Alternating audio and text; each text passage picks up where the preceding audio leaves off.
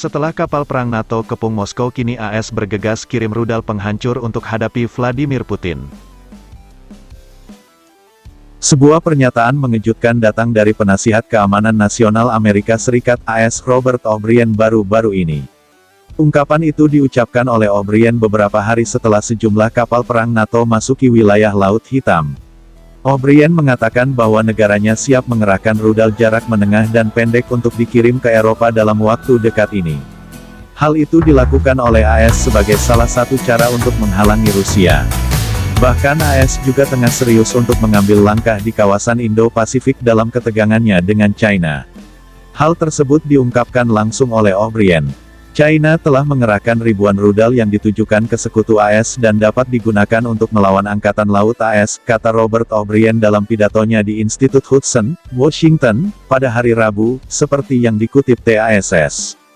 Langkah yang diambil oleh negeri Paman Sam itu pun disebut sebagai langkah yang sembrono. Bahkan Kementerian Luar Negeri Rusia pada hari Kamis, mengatakan kebingungan dengan apa yang dilakukan oleh AS untuk mencegah mereka. Mempertimbangkan pernyataan politisi AS, saya ingin menyarankan elit politik Amerika Serikat untuk mencegah dirinya sendiri daripada mencegah Rusia, ujar juru bicara Kementerian Luar Negeri Rusia Maria Zakharova seperti dilansir TASS. Ketekunan Amerika Serikat dalam upayanya untuk menciptakan prasyarat bagi kemunculan krisis rudal baru di Eropa dapat menyebabkan kebingungan yang mendalam, imbuh dia. Menurut Zakharova, apa yang dilakukan oleh AS tersebut justru tidak memperkuat posisi negara tersebut bersama sekutunya. Satu-satunya hal yang berhasil dihalangi Washington dengan metode semacam itu berkaitan dengan upaya lemah orang Eropa untuk menunjukkan kemerdekaan, dan mencoba membangun hubungan konstruktif dengan Rusia dalam bidang keamanan dan stabilitas, katanya. Secara keseluruhan, inilah tujuan yang dikejar Washington sekarang, sebut Zakharova. Dia menegaskan, penyebaran rudal jarak menengah dan pendek yang sebelumnya dilarang oleh perjanjian INF akan menjadi langkah yang sangat berisiko dan tidak stabil. Oleh karena itu, beberapa waktu lalu Rusia langsung mengambil sikap mengenai perjanjian yang cukup beresiko tersebut.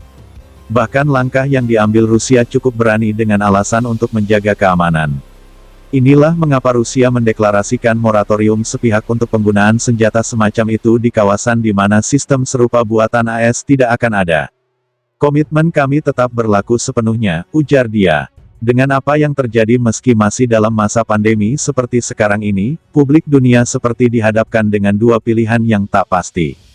Perseteruan yang terjadi antara beberapa negara dengan kekuatan militer besar di dunia ini juga mengancam terjadinya Perang Dunia III yang ditakutkan oleh banyak pihak.